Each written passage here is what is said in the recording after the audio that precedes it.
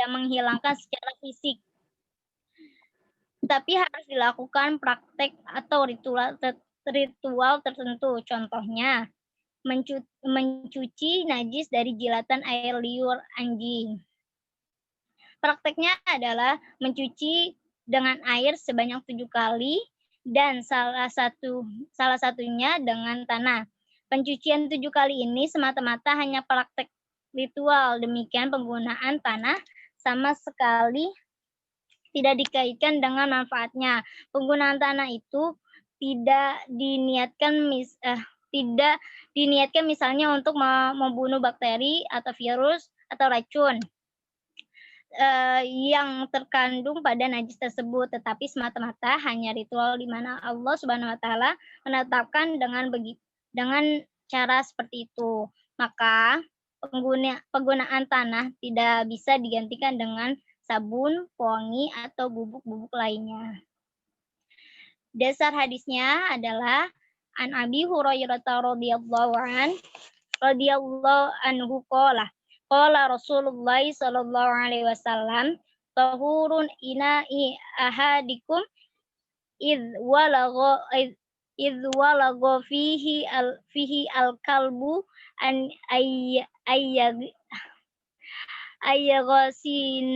ayyagasi'ahu sab'a marratin awlahunna biturab. Akhrajahu Muslim.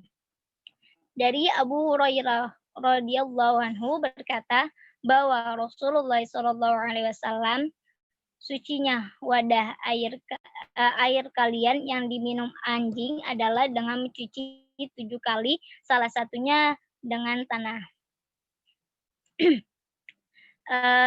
Mazhab Syafi'i mengatakan bahwa najis berat hanya 2 saja, yaitu pada anjing dan babi.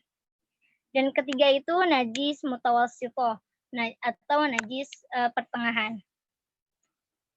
Kriteria najis pertengahan berada di tengah-tengah di antara najis ringan dan najis berat.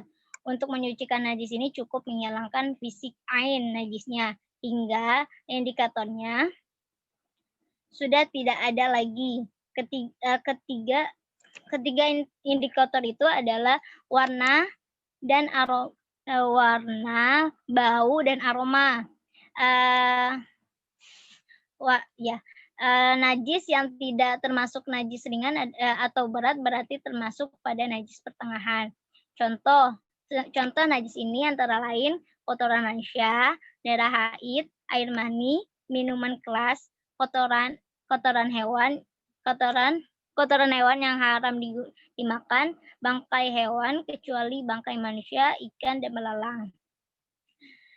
Nah, najis mutawassithah ini dibedakan menjadi 2, yaitu najis ainiyah atau najis yang terkait rupanya, rasa atau tercium baunya. Dan kedua itu najis hukmiyah atau najis yang tidak tampak seperti bekas kencing atau miras. Apabila kita telah terkena najis tersebut, maka kita perlu segera untuk mensucikan diri dengan membersihkan bagian yang terkena najis dengan menggunakan air yang mengalir hingga najisnya benar-benar hilang, dan membersihkan najis harus sampai tuntas tanpa ada bekas.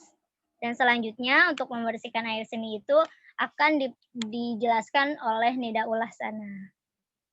Kepadanya persilakan. Assalamualaikum warahmatullahi wabarakatuh. Saya Nidaul Ahsanah, partner dari Warrior Indonesia, ingin menjelaskan tentang membersihkan air seni dan membersihkan jilatan anjing. Yang pertama, membersihkan air seni. Air seni atau air kencing adalah salah satu najis. Sebagai agama yang sempurna, Islam juga memberikan aturan mengenai cara membersihkan najis ini. Namun dalam Islam, perlakuan pada air kencing berbeda-beda. Untuk membersihkan air kencing, pertama dilihat dulu air kencing apakah yang akan dihilangkan, barulah diketahui cara membersihkannya. Bersuci setelah buang air bersih maupun buang air besar sangat penting dilakukan untuk membersihkan dari najis. Semisal, seorang telah kencing kemudian telah bersuci, maka seorang tersebut membawa najis yang kemungkinan besar sisa air kencingnya dapat mengotori celananya. Alhasil, bila kemudian orang tersebut melaksanakan sholat, maka tidak sah sholatnya sebelum membersihkan najis tersebut dan membersihkan bagian pakaian yang terkena najis. Sebab di antara salat sah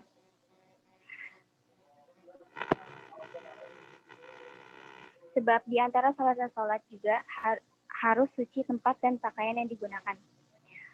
Ada satu hadis yang berbunyi wa'an Abi Hurairah radhiyallahu anhu qala Rasulullah sallallahu alaihi wasallam istanjihu min al-bauli fa inna amatu ada bil qadri minhu rawahul Daraqutni.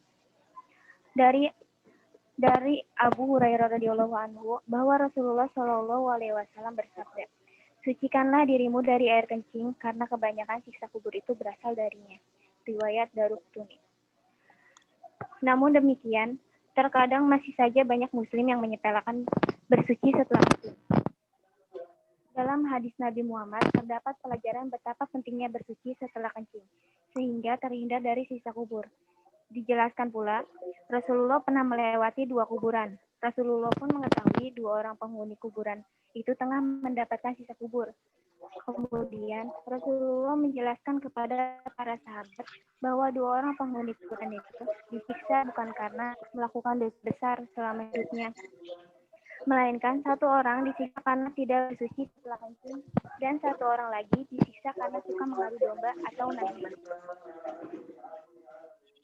Ada hadis yang berbunyi, hadusana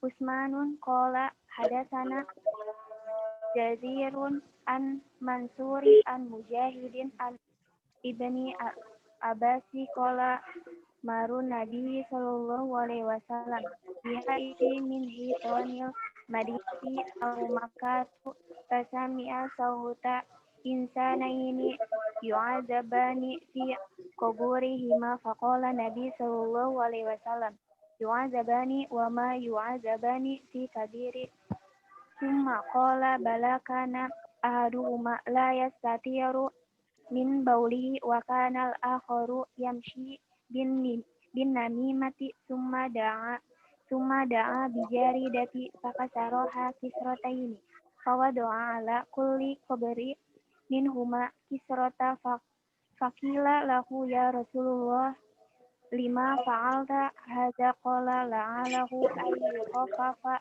anhuma malam taibasa au ila ayyabasa, yang artinya telah menceritakan kepada kami Jarir dari Mansur dari Mujahid dari Ibnu Abbas berkata Rasulullah Shallallahu Alaihi Wasallam melewati perkebunan penduduk Madinah atau Mekah. Lalu beliau kepada 2 orang yang sedang disiksa dalam tubuh mereka. Maka Nabi Shallallahu Alaihi Wasallam pun berkata, keduanya sedang disiksa dan tidaklah keduanya disiksa disebabkan dosa besar. Lalu beliau menerangkan, yang satu disiksa karena tidak bersuci setelah kencing, sementara yang satunya lagi disiksa karena suka mengadu domba. Beliau kemudian meminta diambilkan sebatang dahan kurma yang masih basah. Lalu beliau membelah menjadi 2 bagian. Kemudian beliau menancapkan setiap bagian pada 2 kuburan tersebut.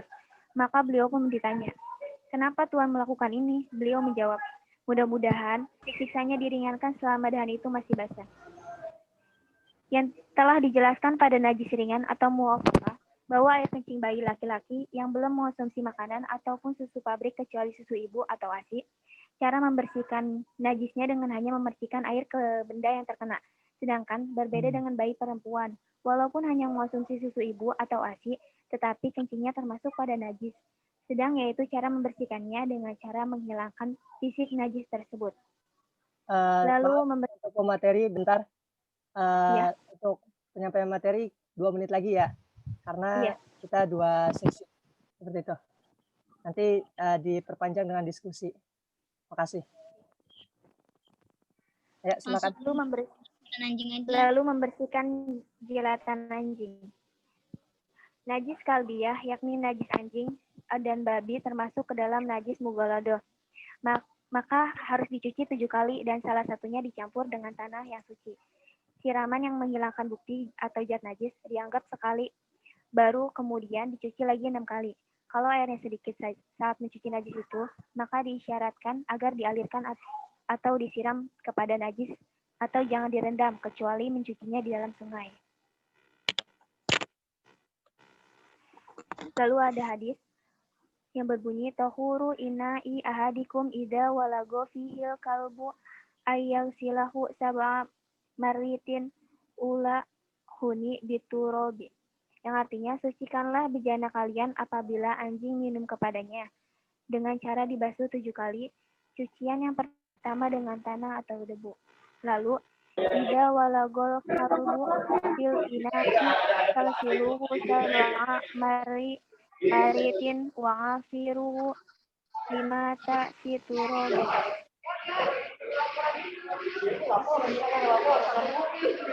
Yang artinya, jika anjing menjilati bejana kalian, jilat sebanyak 7 kali, dan gosokkanlah yang ke-8 dengan debu. Lalu, kesimpulannya. Najis adalah bentuk kotoran yang setiap muslim diwajibkan untuk membersihkan diri darinya atau mencuci bagian yang terkena olehnya. Najis terbagi menjadi 3, yaitu najis mughalladho atau berat, najis ringan, dan najis mutawasito pertengahan. Bersuci adalah kewajiban bagi seluruh muslim, sebab syarat sah salat adalah suci dari najis. Maka dari itu, kita harus memperhatikan cara-cara membersihkan najis ringan sampai najis berat. Kebersihan itu sebagian dari iman. Jika kita beriman, akan menjadi kebersihan dirinya ataupun di luar dirinya. Terima kasih, mungkin cukup sekian. Wassalamualaikum warahmatullahi wabarakatuh. Boleh kalau ada yang ingin bertanya. Saya mau bertanya dong. Saya juga mau tanya. Oke, berarti ada 3 orang penanya pertama, Saudara Chandra, kemudian Agung, dan Siti Rahayu. Silakan Saudara Chandra, dan dimohon pemateri untuk diperhatikan. Baik, bismillahirrahmanirrahim. Budi Chandra, MPM 3119-108, ingin bertanya, ketika berbicara tentang najis, maka seseorang terkena najis itu terkendala untuk melaksanakan suatu amal ibadah. Nah, selain ketika kita melaksanakan ibadah, apakah ada aktivitas lain yang kita kerjakan harus bersih dulu gitu dari najis gitu? Apakah terkendala misalnya dalam hal apa gitu selain dalam beribadah? Bisa dipahami? Selain najis, apa yang bisa menghalangi untuk beribadah? Bukan selain najis, maksudnya kan kalau ketika najis itu kita terhalang untuk melaksanakan sholat mungkin kan.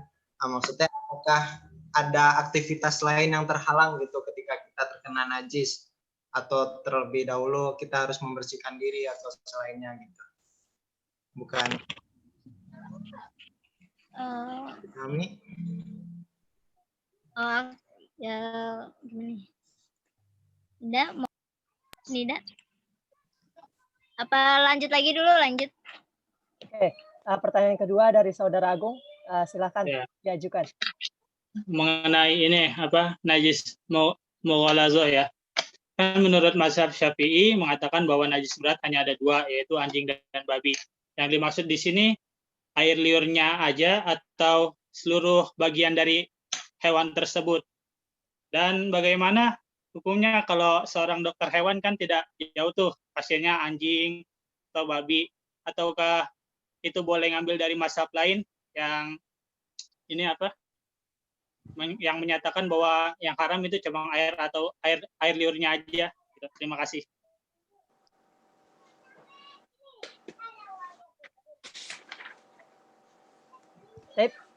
Mau dilanjut pertanyaan ketiga atau mau ditampung dulu untuk pemateri? Lanjut aja sekalian atau gimana? Gimana responnya? Lanjut. Oh ya, lanjut aja. Oke, sip. Untuk pertanyaan yang ketiga, silakan Saudari Siti Rahayu. Assalamualaikum warahmatullahi wabarakatuh. Perkenalkan, nama saya Siti Rahayu dengan NPM 3119012. Saya ingin bertanya,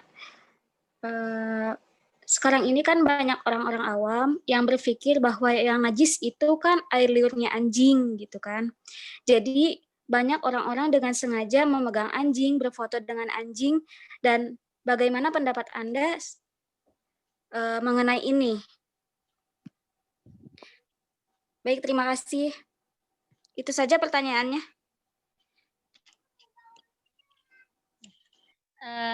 Boleh jika ada yang ingin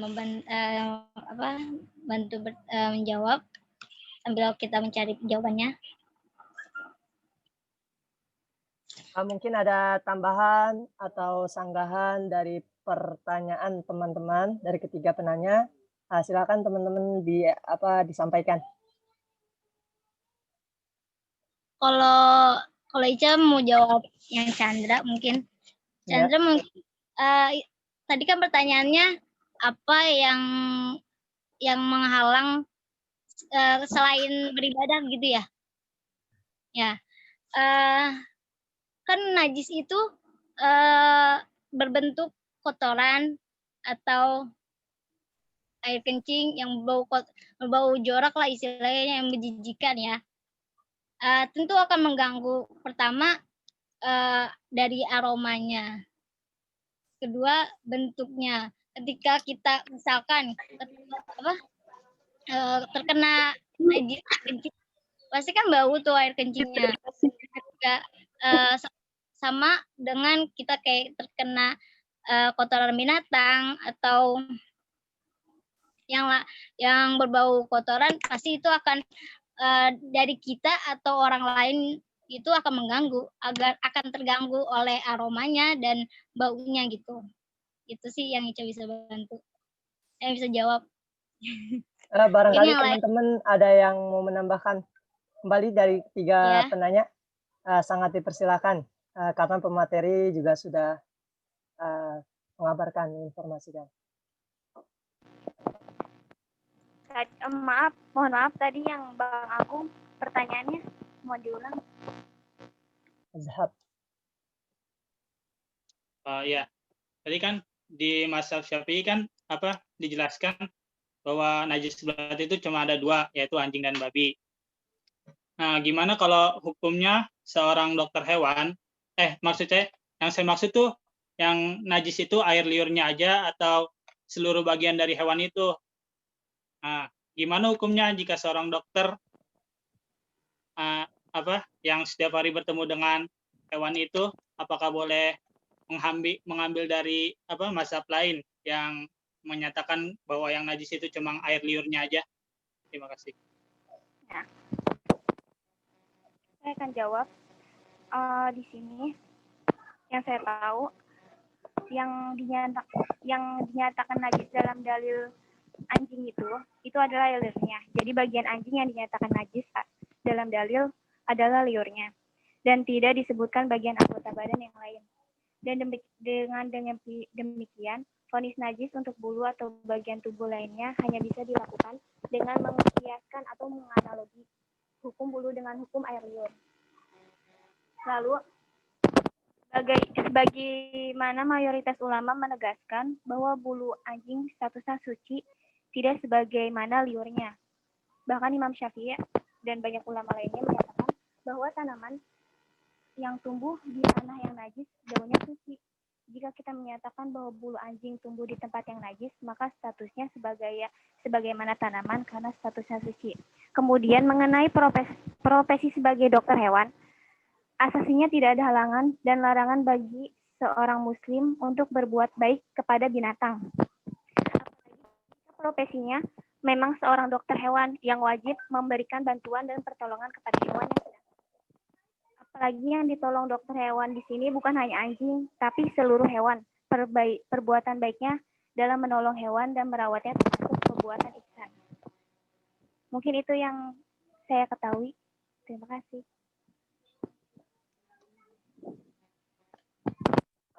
Mungkin barangkali ada yang mau menanggapi kembali dari ketiga penanya. Jika boleh.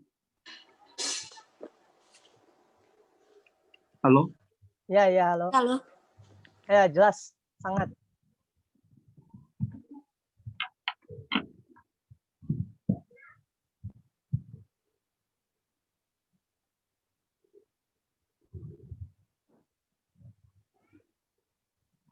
Ya, saya ingin menambahkan jawaban dari pertanyaan Saudara Chandra. Jadi tentang dokter yang memegang atau terkena air liur anjing. Mohon maaf, Bang Ilyas, itu pertanyaannya Agung. Dalam kedokteran sekarang, gitu kan, yang saya ketahui, yang saya baca, seorang dokter hewan itu pasti mempunyai cara-cara atau siasat untuk bisa tidak terkena air liur anjing tersebut. Sekarang sih zamannya udah modern gitu, udah canggih.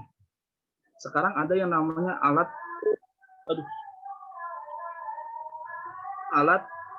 yang dibikin oleh para ilmuwan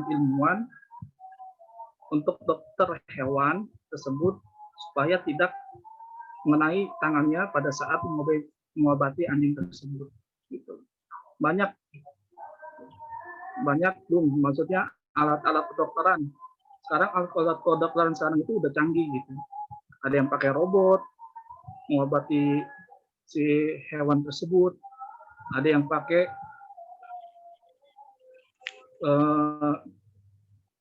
sistem operasi komputer. Jadi dia tinggal pencet aja, nah si anjing tersebut bisa membuka mulutnya. Gitu. Jadi kedokteran sekarang itu udah canggih lah gitu, nggak seperti kedokteran yang dulu gitu. Itu aja sih tambahannya. Terima kasih. Oke, saya juga sedikit menambahkan dari pertama pertanyaan Chandra ya. Apakah untuk penghalang untuk khususnya ibadah sholat saja, sebenarnya untuk najis kan macam-macam. Kalau tadi yang Nisa sampaikan secara zohir, namun terkadang najis dalam diri itu ada. Ya, entah itu karena satu dan lain hal yang mesti dibersihkan secara suci, kecil ataupun besar. Nah, salah satunya selain ibadah sholat itu ketika umroh haji itu juga diperlukan keadaan suci. Kemudian untuk membaca tilawah Al-Quran, ya sudah pasti perlu adanya kesucian di dalam diri. Tuh. Kemudian untuk pertanyaan yang dari saudari Siti Rahayu, pertama kita perhatikan dulu ya, ia bermazhabnya berpatokan dengan siapa. Ya, ketika kita tidak bisa menjudge di wilayah Turki, mereka Imam Malik. Ya, sehingga ketika setahu saya kan banyak tuh yang memelihara anjing ya kan. Nah, itu yang pertama. Kemudian ketika seseorang untuk masalah ketidaktahuannya, maka perlu diketahui karena kewajiban, apalagi kita di Indonesia yang hampir mayoritas Imam Syafi'i. Ya, jadi ketika tidak mengetahui perlu diketahui, bahkan tentunya dari pemerintah sendiri terutama yang menaungi keagamaan perlu adanya sosialisasi penyampaian seputar bahaya akan najis mukhaladzah ini serta hambatan-hambatan untuk melaksanakan ibadah. Jadi perlu kesadaran dari orang tersebut untuk menuntut ilmu. Tuh. Seperti itu. Ya. Baik, terima kasih Saudara Salman atas jawabannya, cukup jelas. Ya, terima kasih atas Bang Ilyas dan Salman atas jawabannya dan tambahannya. Mungkin mau dilanjut ke kelompok teman? Mungkin apabila teman-teman tidak ada yang bertanya atau menambahkan, nanti bisa kita berikan ke dosen untuk meluruskan apa yang kita diskusikan. Nanti bisa kita lanjut ke pemateri selanjutnya. Yang kedua, baik, silakan Ibu Nadia.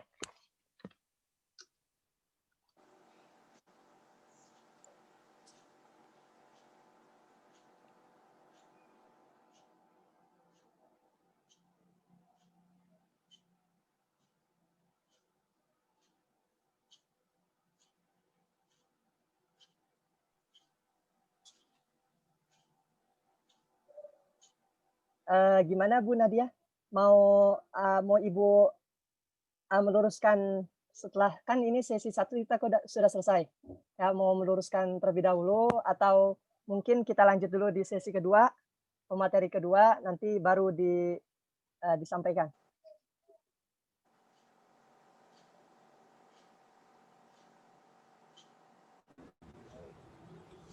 Masih ada satu kelompok lagi kan yang belum presentasi? Iya, Bu. Masih Ya, ada udah. satu lagi. Lanjut aja dulu, nanti di akhir baru saya. Oke. Baik.